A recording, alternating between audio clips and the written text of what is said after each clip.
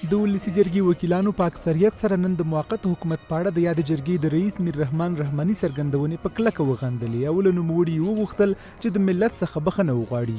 پرون د ولسي جرګې رئیس میر رحمان رحماني یوې ناستې ته په وینا کې وویل د موقت حکومت طرح ورته رسېدلې او ملاتړ یې کوي. طرحی را که گفته میشد گویا آمریکایی‌ها و طالبان پیشنهاد کرده برای آوردن حکومت صلح یا موقت و در آن طرح که به دسترس ما رسیده است از اینکه به خاطر بقای نظام کنونی کشور و شورای ملی در آن طرح آمده استقبال می‌نماییم. د رحماني دا څرګندونې نن د ولسي جرګې د عمومي ناستې مهمه موضوع وه. یو شمېر وکیلانو د نوموړي خبرې د نظام او ملت پر ضد وګڼلې او د استعفا غوښتنه یې ترې وکړه. د یادې جرګې غړې مریم سما رحماني ته په خطاب کې وویل تاسو څوک یې او په کوم صلاحیت د ملي ګټو خلاف د ولسي جرګې له ادرسه پرېکړه کوئ؟ آیا له کومې ډلې او یا بهرني هیواد څخه تاسو ته برنامه درکول کیږي؟ هغې وویل د موقت حکومت په اړه د رحماني څرګندونې خیانت دی او د ورځو کې د پاکستان او ایران لاوډ سپیکرې په خبرو شوي دي. شما چه کسی هستید که چنین تصامیم خلاف اصول و منافع ملی را میگیرید؟ از آدرس مجلس از کدام و گروه یا کشور دستور میگیرید که چنین بر ضد منافع مردم در شرایط حساس گپ میزنید؟ از جایگاهتان سوء استفاده میکنید. این خیانت است به جایگاه ولسی جرگه به عنوان رئیس.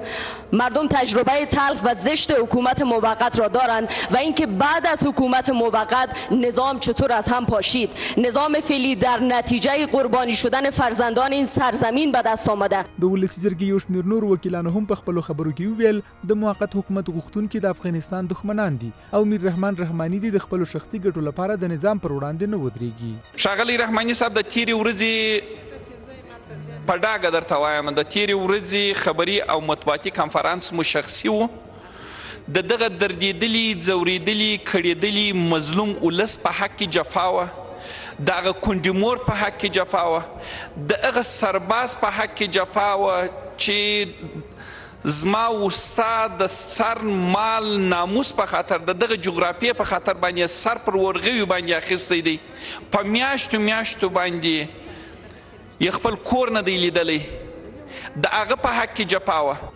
جناب رئیس صاحب دا ستاسو شخصي نظر دی، په دې تصمیم کې هیڅ کله د ولسي جرګې غړي د تا سره نشته، ځکه چې موقت حکومت او موقت وربند د افغانانو د درد دوا کېدلی نشي.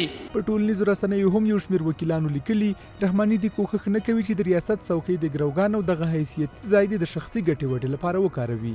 پر فیسبوک، ټویټر او نورو ټولنیزو رسنیو یو شمېر افغانانو لیکلي چې حکومت د فساد پر وړاندې اقدامات کړي او د رحماني د تیلو قراردادونه بند شوي دي ځکه د موقت حکومت لپاره لابي کوي ترڅو پر حکومت فشار زیات کړي. د ویلو دا تر ټولو لومړی افغانستان کې د موقت حکومت د رامنځته کېدو مشوره د عمران خان وه چې د یو شمېر پاکستان دوسته سیاستوالو لخوا ورته لبیک ویل شوی.